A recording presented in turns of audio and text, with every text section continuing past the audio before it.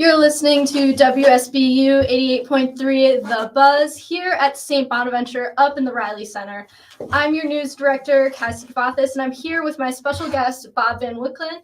He is the vice president for University Advancement, and he's actually here for the first time ever up in the radio station. So how are you feeling? I feel great. I feel like I'm back at college again. That's a great way to feel up here. I want to welcome all of our listeners on air and also on our live stream.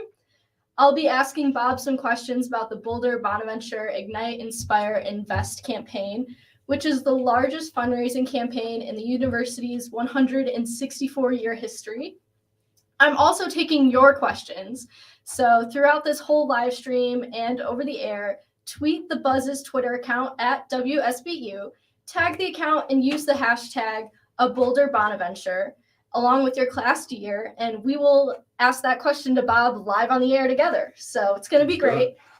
To kind of kick off this interview in a way, I'm going to ask you, what would this campaign really mean for campus as a whole, for past, present, and future Bonnies? Yeah, no, that's a good question.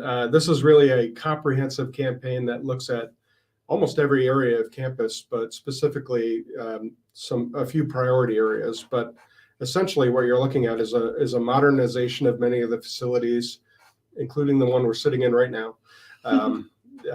That's a big part of it, but then also upgrading some of the technology, adding money to the endowment to help us award scholarships. So really, I mean, alumni will be able to come back and see a lot of the improvements that they wish were made when they were here. And then for present students, yeah, we're already looking at one of the major pillars of the campaign, the health profession school, and that building was transformed to be a really top-notch health facility, health education facility. And then also for future students, a lot of the things that we're looking at here, unfortunately, probably won't be done by the time before you graduate. So a lot of the future students are going to benefit from this as well. Mm-hmm. Specifically when we're looking at attracting prospective students to come here, one of the good examples is the Jandoli school, which is in a building called Murphy, which I'm sure you're familiar with, yep. Which could use some upgrades. And so we have an ambitious plan to sort of do that. But really, that's focused on bringing in prospective students because they go to some of these other schools that have these glitzy, glamorous, communication schools. And we want to make sure that, we're not going to waste money on things we don't need, but we are going to make sure that the technology is as best as it could be. The facilities are comfortable, but facilitated towards learning, and really kind of talking about how news gathering and public relations are today. Whereas that building was sort of set up for the way they were a lot of years ago. Yeah. So how does planning a campaign of this size really work? This campaign, we're looking for $125 million. We've already kind of gotten out that quiet phase. We're here in the public. So yep. Kind of peek behind the curtain. Well, sure. Yeah, no, I can tell you it's been 4 years of my life for sure, even a little over that, planning to get to this point where we launched the campaign publicly. A lot of people aren't familiar with the way a university might run a campaign, but you typically have an organizational phase where you make sure that your advancement department, your fundraising team is ready for the challenge. And we were about 4 years ago, or 5 years ago when we started this. We do a feasibility study to make sure our donors are ready for this and our prospective donors, and they were.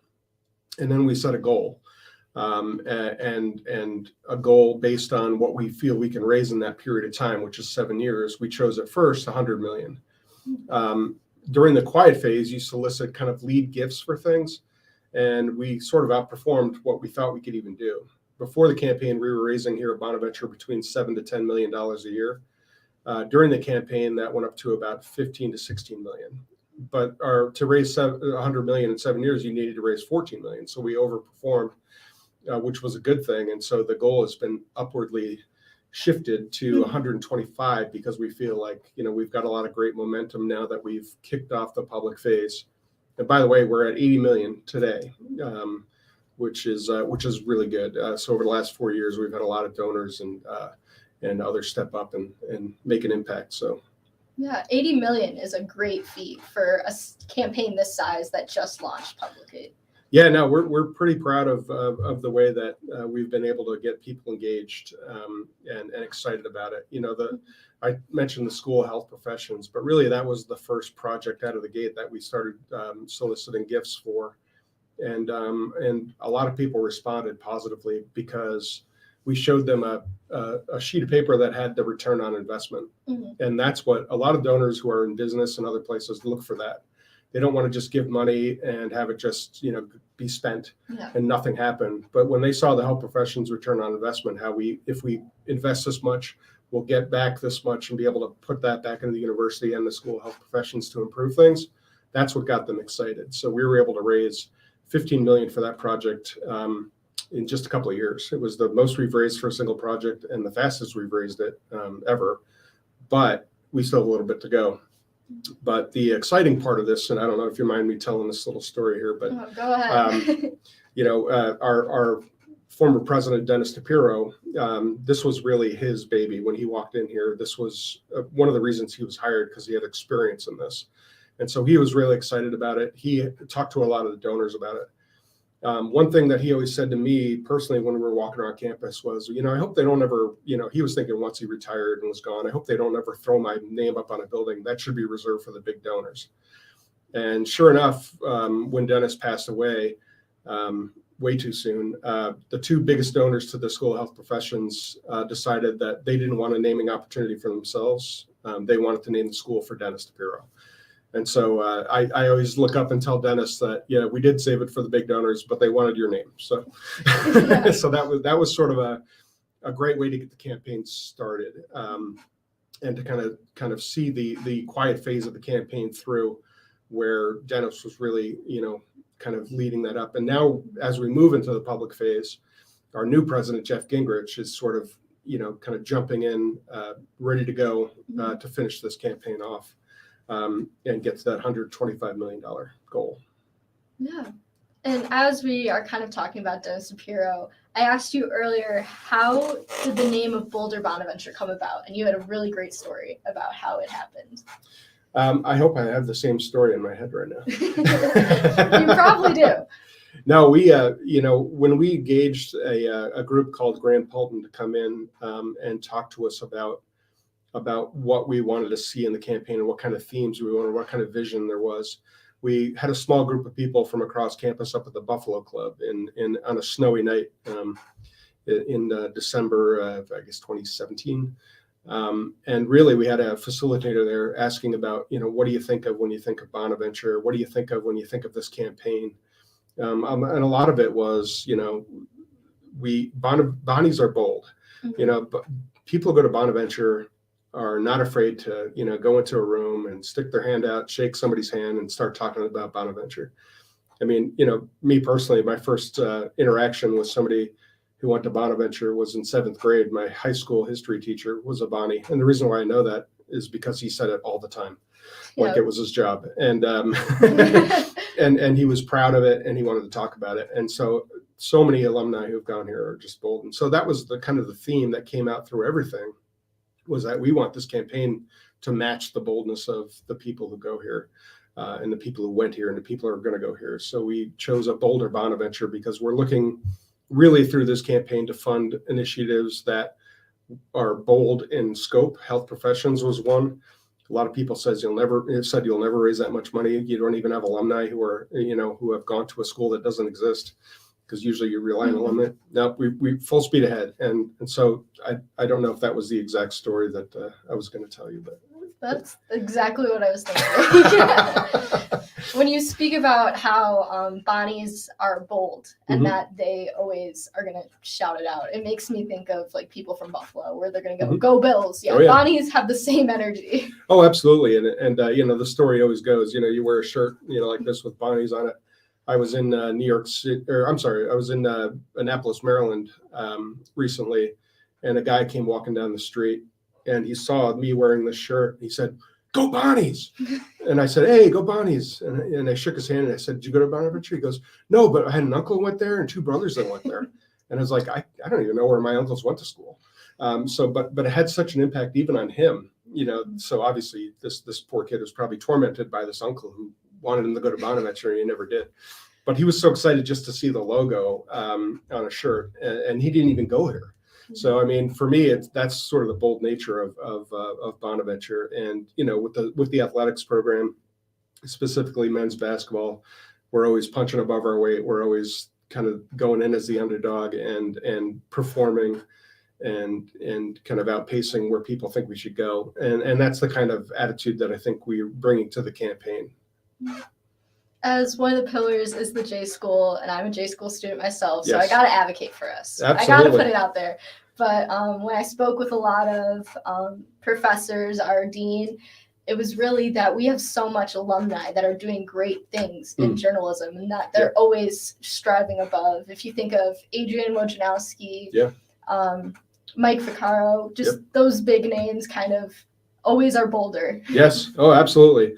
In my previous life, I worked as a press secretary to a congressman, and I dealt with a lot of the press corps down in DC. And so I had the opportunity to interact with a lot of Bonnies down there and up here in Western New York. Bob McCarthy, for instance, one of the greatest reporters I think I know for the Buffalo News, just a fantastic guy. He went here, his wife went here, his son went here. But then also John Hanchett, recently passed away. Brilliant reporter from down in who did a lot of work in DC. A lot of people at USA Today, Gannett, also Bonnies. So yeah, it's there's a large kind of aura over the school that says, no, we've produced the best. We're going to continue to produce the best, and that's what I'd like to see come out of this campaign, is that we've finally got a facility that matches. Kind of the boldness of what we want to do in the future. And of course, I talked to an alum who went here back when Murphy Building was just built and it was brand new. And she said, you're talking about the facility like it's so old, but it was new when I went here. And so we kind of have to calm down on that a little bit. But yeah, I mean, 40 years to me. Yeah. It's like I just got here. It's been exactly, a while, yeah. But it could be a blink in an eye. Yeah, exactly. And that's the way facilities are on campuses. Unfortunately, you build them, and then there isn't always a lot of money in the budget for deferred maintenance. And so things go by the wayside. People will look at things and say, yeah, we should upgrade that, but we don't have it this year, maybe next year. And things get kind of left behind. And, you mentioned the dean, Aaron Chimbel. He's got a lot of energy. He's a great guy. We need a facility that matches his energy and his vision for what he wants the Jandoli School to be in the future.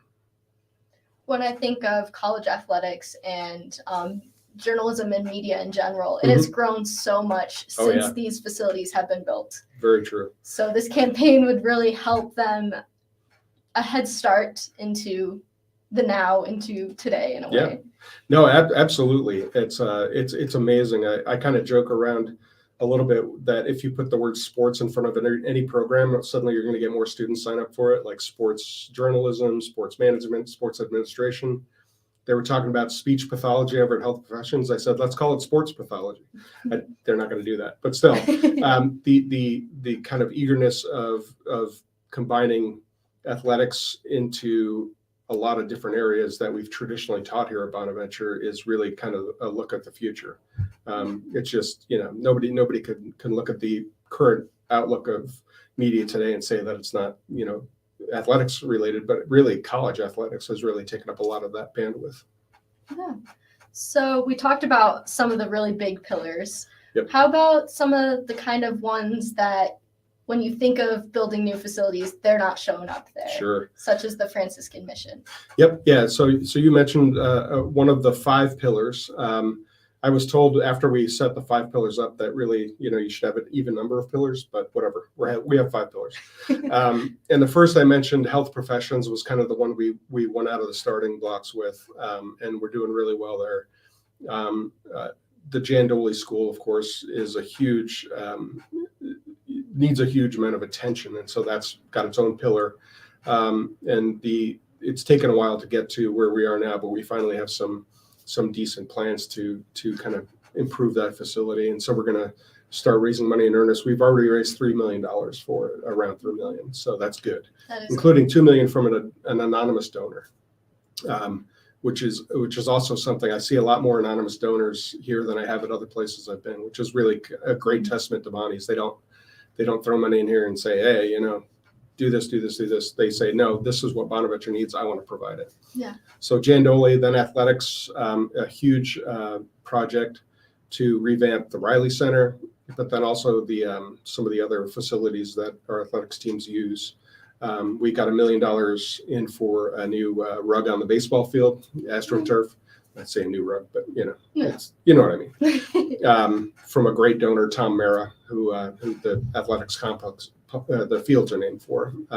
He's been a great supporter, a huge baseball fan, huge fan of the Bonnie's baseball team.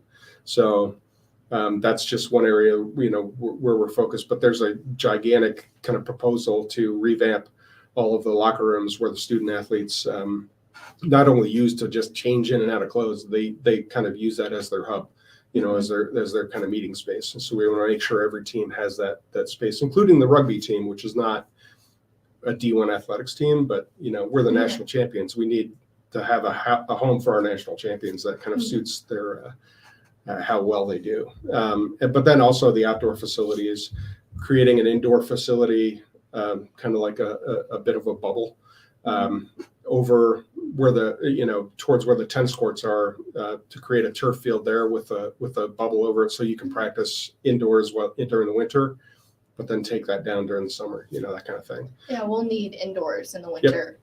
Yep. Absolutely, yeah. And really that can help with the community as well, because community sports teams, soccer leagues, all that kind of stuff, they're always looking for places to go. And right now they all go up to West Seneca, it seems, because that's the closest one. It's a long drive. So hopefully we can get a new facility there. So that's 3. 4, you mentioned the Franciscan Mission and ministry, critically important to our students. The warming house is kind of the marquee. Bona Buddies, Bona Responds, all of those programs in the Franciscan Center for Social Concern. Whenever I see Alice Miller Nation's name on my cell phone that she's calling, I know that it's either great news that a donor has called and said they want to give, or it's Alice saying, where's the money for this? And when Alice says jump, I ask how high. So we do whatever Alice wants. Don't tell her this. Oh wait, we're on the radio. Hopefully she's not listening. She's probably here right now. Her ears are ringing. Exactly. But also, besides the Franciscan Center for Social Concern, is our friars. Our friars are, back, I talked to some alumni who say when they went here in the 70s and even the 60s, there were 70 to 80 friars on campus, and they did everything. They did my job. They were the president. They mowed the lawns. They did everything. And so now we have 10 to 12 friars on campus. And so what we want to do is leverage all of the support we can to that mission and Mount Irenaeus. Mount Irenaeus is a separate legal entity, but it's really part of Bonaventure. And so we're trying to do what we can to help, with the, we have a community endowment for Mount Irenaeus here that people can give to Bonaventure, but then that money goes to Mount I. So Mount Irenaeus is also a huge part of any alumni or student experience here. Yep. Yeah, no, we definitely want to get as many students up there while they're here. But yeah, you're right. Alumni come back and they love to go up there. Dan Riley, Father Dan, is an institution in and of himself, and he is kind of the reason why we keep on kind of focusing towards. We want to make sure that the university and Mount Irenaeus are on the same page with things and moving each other forward. And then the other pillar is really sort of a bit of a catch-all in a way, but it's not. It's what I call our traditional undergraduate experience at St. Bonaventure. So the unique Bonnie's experience of residential education, the experience that alumni talk about when they leave here, like just living here in this enclave, down in the southern tier, and just having a ball and learning a lot and doing a lot of great things. So that talks about our classroom facilities in Plasman, for instance, our academic hub. We have great plans to increase the usage of that building and make it much more modern and give the faculty some nicer offices. There's some down in the basement who really don't like to be in the basement, so moving everybody up. Then our residence halls, Devereaux. I walked by Devereaux today. It looks beautiful with that red ivy in the fall and everything like that. but we want to make sure the insides of the residence halls are looking as good as the outside too. And because that's another competitive aspect. Prospective students will visit other campuses and say, these residence halls are beautiful. They've got, all these shiny new things, and yours, look like they're older. So we're always trying to improve that with the townhouses and all that stuff. We had $1 million donation from the Holy Name Province, which is our sponsoring order to start the Plasma Project. So that was another great gift. And then also, you already see the construction on Plasma. Oh, absolutely, yeah. Putting windows up, it's looking great already. Yeah, it's going to look great. It's going to look better. And then obviously our dining facilities. We've partnered with Aramark on a lot of projects. Since you've been here, the Hickey Dining Hall has gotten an upgrade. The Rathskeller is due to open in January of 2023, and that's going to be exciting for a lot of students and a lot of alumni. They have great memories of that place. Some of them didn't want us to touch it because they wanted it to look as gross and disgusting as it was when they were here. No, we got to upgrade that facility, but it's still going to look cool. And the coolness is what you want. Yes. with any sort of a campus bar. So yeah, Aramark has been very helpful. They've donated a lot of money for us to get started on some of these projects. The golf pavilion, the Fairway Pavilion, beautiful place. And then also one of the other projects was the Marchiori Pavilion, the fire pits. That was from a donor, great donor, the Marchiori family, whose son went here and passed away afterwards. But they wanted to build something for him so the students can use it, because that's what he would have wanted. So that kind of fits into that pillar as well. And then I would say we do have kind of a sixth pillar, like the fifth beetle. The Bonaventure Fund is our fund to fund everything at Bonaventure. It's an unrestricted fund. We typically raise we just got to the 3 million mark last year, which was the highest we've raised. We've always been kind of shooting for that. I think when I got here, we were at 2.4, 2.5. And so unrestricted funds are very necessary for the university. A lot of that goes right back into scholarships to bring people here, but also goes into some of that deferred maintenance and other things that are necessary, new boilers, which aren't exciting, but in the middle of winter, you are appreciative. You want to be warm, yeah. Exactly, yeah. So a lot of that stuff, the Bonaventure Fund is critical to raise that money. And it's hard money to raise. A lot of people would rather have it go to something specific, which we have the 5 pillars for that. But there are other donors who say, no, this should go to whatever Bonaventure needs the most. So whenever they talk about the greatest need, it's the Bonaventure Fund. Yeah, when we speak about the Bonaventure Fund, I am here with an endowed scholarship. So it's really crucial for students like me, a lot of people who are looking for an undergrad experience but can't really have as much money to make sure they get here. The Bonaventure Fund's perfect for them. It makes sure that we can have the same experience as alumni that have gone here, and future students can still make it to Bonaventure. We should hire you in advancement. You're already working for advancement, so that's But no, that's exactly the message we send out. Is the endowed scholarships are critical, and then the Bonaventure Fund adds what we call unfunded financial aid, also, which is when our admissions counselors sit down with the family and show how much they can do, but how much the family needs to pay. If there's a gap there, that Bonaventure Fund money can then go help fill that gap for a student who just can't make ends meet, between what we're going to offer and what they can pay. So absolutely, nothing more important than getting students here. That's our number one goal, obviously. So whatever we can do in advancement to facilitate that through the financial aid aspects of scholarships, et cetera, is important. But then also making sure the campus is somewhere they want to be and want to spend 4 years is critical too. And that's why we have the facilities money that we need to raise. Yeah. So I know we spoke about before, but not on air. We were talking about the School of Health Professions. And when I ask you, what's your thing you're most excited for? That's where you always start. Yeah. No, that is, to me, when I first got here 7 years ago, my office was in Francis Hall before it was redone.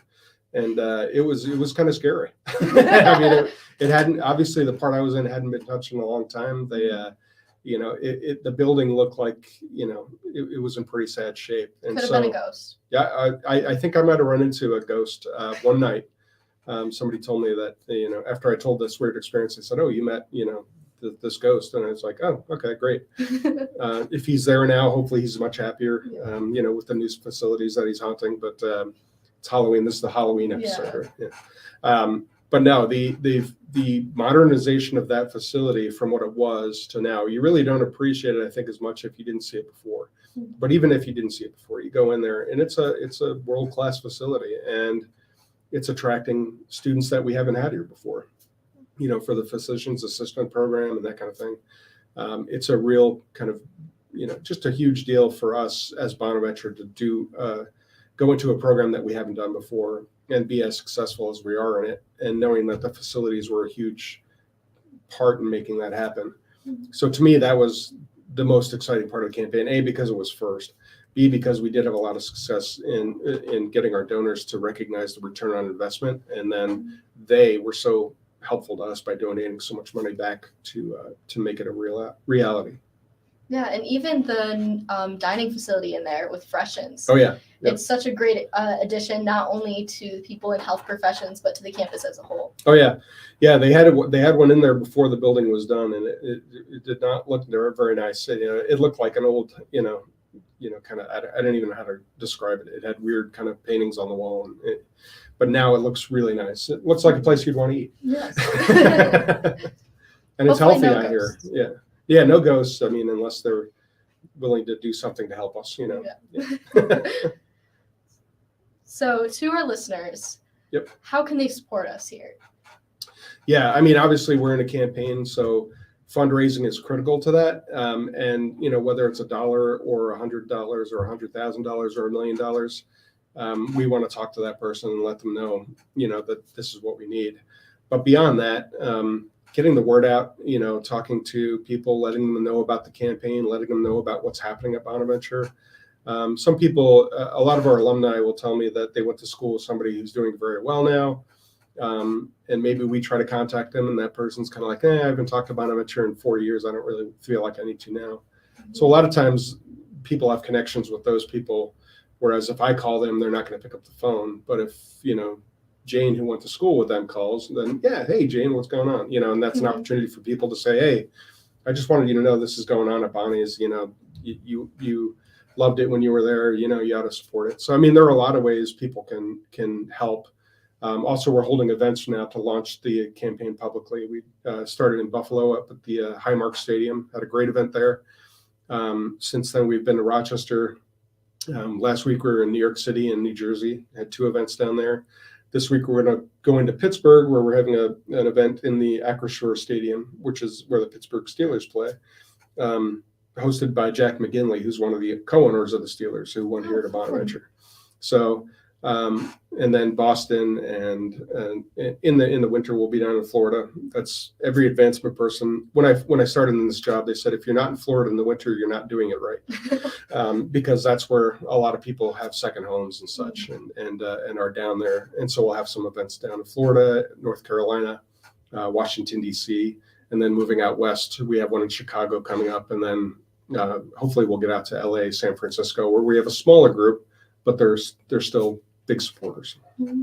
So yeah, that's kind of, I would say if you're invited to one of those events, come. I'm not going to shake you down at the door. We just want to see you, talk to you. Yeah, we're not going to raise money at the event. This is for us to get out and tell you what we're doing. And yeah, if you want to support it, that's great. But if not, just come out anyway. Come see some more Bonnies and meet the new president. And that's what we'd like to see people do. It sounds like all these events are great places to really see your past friends, make some new ones, and as you said, meet our new president, Jeff Gingrich, who is a great person. Oh yeah, no, Jeff is phenomenal, and I'm not just saying that because he's my boss. He really is the kind of leader that if we could have, before the presidential search, just said this is the kind of person we want here. He has all those attributes. A very authentic guy, loves Bonaventure, and is very good at speaking about our priorities and needs to people, as well as our successes and what we're doing well. So for me, he's a fantastic person to have out on the road, to have people meet. I think any alum who gets a chance to meet him, I think will walk away with the same kind of impression about him. But also, I mean, you can come, there may be somebody there from your class that you haven't seen in a while, or there may be nobody there from your class. You'll get to meet some other people in the area who are Bonnies. So they're really good events for a lot of different reasons. But yeah, whatever the reason, come out, come see us. It'll at least be a good time for a couple hours, right? Yeah. And you spoke about Highmark Stadium. That's cool in itself to be there. Yep. So yeah, we were able to take people down on the field, and of course there was a bit of a bottleneck when we went through the locker room. Everyone wanted a picture of Josh Allen's locker, with themselves in front of it. Riley the Wolf was up there. It was nice of him to show up. Yeah, well, he's got to also. He's busy. He's out there. Mm-hmm. So yeah, he made the time to come up, and that was great. But we have a great marketing partnership with the Bills, and that was one of the things that allowed us to do this. It really kind of helped to have them on our side, and they're very supportive of us. And we're, if you ever go to a Bills game, you'll see that we have that ribbon board marketing ad that we run that's really effective. And every time it runs and I'm up there, you'll hear "Go Bonnies," from somebody out in the stands. So it's kind of fun. Yeah, overall, this whole campaign is just very exciting in every single one of the 5, maybe 6 pillars. Yeah. Maybe I'm deferring to those people who told me I needed 6. That's why I created the 6th. But The Bonaventure Fund will be here all around. Yep. Well, that's what I remind people too, is that, people might say, well, geez, what happens after 7 years? You just stop. Like, nope, we're going to keep raising money here at Bonaventure forever. That's what colleges do.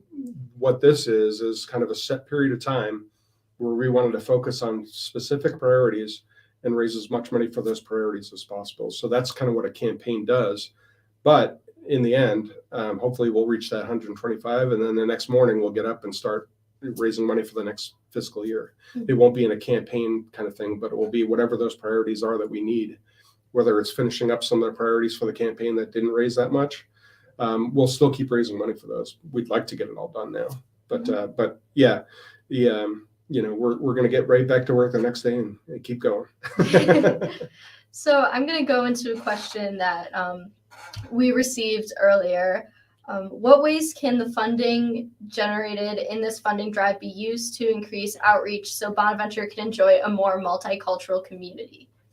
Yeah, that's a good question. And you touched on it before when you were talking about scholarships. Financial aid is critically important to every student, but especially some of those students who come from, backgrounds, where there may be, more of a financial need. The more money we have in scholarships to help those people meet that gap of funding, the better. And of course, we have the HEOP program, which is very successful in kind of bringing some people to the campus who might not have been able to get here before. We have the FHCP, the Franciscan Healthcare Program, which is very good in building our diversity among the student body. And of course, athletics helps with that too. Being a D1 athletics school doesn't only help us get D1 athletes, but it helps us get fans of the D1 program. That so that always helps too in getting a more diverse kind of culture. I look at where we are in Cattaraugus County, New York, which is not diverse at all. And so Bonaventure really is the kind of mecca of diversity in Cattaraugus County. I mean, our student body is about 20% diverse, which doesn't sound like a lot, but it's much bigger than anything else in the area. So we're sort of a bastion of getting that message out to the rest of our surrounding community, which I think is also helpful for us to do. But yeah, scholarships, I think, is the number one way that we can do it as far as building up the diversity in the culture. And of course, the fancy new facilities are going to help. Absolutely, yeah. No matter what your background, new facilities are going to be a huge help in attracting those students. And as Bernie, our admissions VP says, Bernie Valento, he says, we're trying to get every single person we can in here. And so there are obviously we focus on Buffalo. That's our biggest market for kind of recruiting new students because it's the closest. I joke around with people and say we have to work because when people ask me from somewhere else, where's Bonaventure, I might say it's an hour and a half south of Buffalo. But when somebody asks somebody from Buffalo, well, where's Buffalo? Nobody says, oh, it's an hour and a half north of St. Bonaventure. So we have to be the ones to try to get into that Buffalo market and do as well as we can. But also Rochester, Syracuse, Albany, New York City, Long Island. We had an event in New York City where somebody from Long Island said, "Why don't you recruit more students from Long Island?" And yeah, look, our answer is we're trying. We're doing everything we can. We think Bonaventure is a terrific place for anybody, and anything we can do to kind of attract someone that we just want them to come visit, because a lot of people, when they come visit, that's when they make up their minds like, yeah, I want to go here. And as we're on the topic of kind of admission and accepting as many people who want to come here, Yep. we already have the largest freshman class in 20 years here and enjoying their first semester. Yes. So it's exciting time to be here at Bonaventure with the campaign and with everyone. It's true, especially after the last couple of years we've went through. It's been tough. My daughter was in the class of 2020 for her high school and missed out on a lot of stuff. She went to college, missed out on a lot of stuff, but now things are opening up again. And it's the same here at Bonaventure. Bonaventure is such a social place. And there were so many restrictions because of the pandemic to those social actions. And so now that we're kind of getting out of that and getting more into what Bonaventure is meant to be, I think it's going to be great for students. Yeah. So before we kind of sign out here, any other comments that you want to tell our listeners? Gosh, for me, it's just, we've been real happy with the support we've gotten so far. We need to continue that momentum, really. If anybody ever has any questions about, something that we're doing in the campaign, or maybe something, I had a good question from somebody who graduated from business school, who said, "Why isn't there a pillar for the business school?" Well, the Swan building is pretty new, and we had a campaign about 10 years ago just to build that building.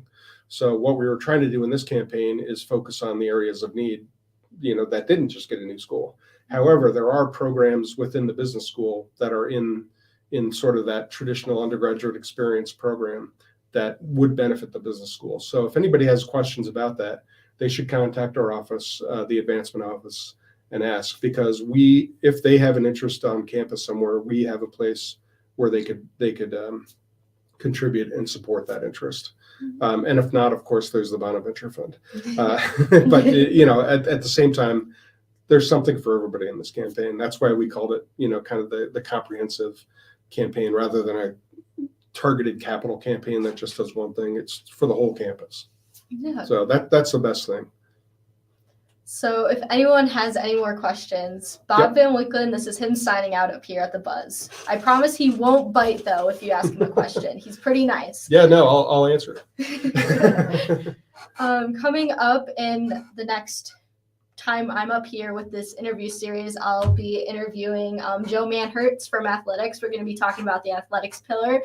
And then I'm going to have Dean Aaron Chimbel from the Jandoli School of Communication, which will be another exciting interview opportunity. So be sure to tune in for those more hyper-detailed interviews, while this one kind of encapsulated everything. That's right. You've got to remember, Aaron is the Emmy Award-winning dean on campus. So he'll be very exciting. Live it down. Yeah, exactly. They sit in his office. They're looking great. Oh, yeah. So thank you for tuning in to WSBU 88.3 The Buzz here at Bona News Now, up in the Riley Center. I'm your news director, Kavathas. This is my guest, Bob Van Wicklin. And thank you for tuning in, and have a great day. Great. Thanks, Cassidey. Thank you.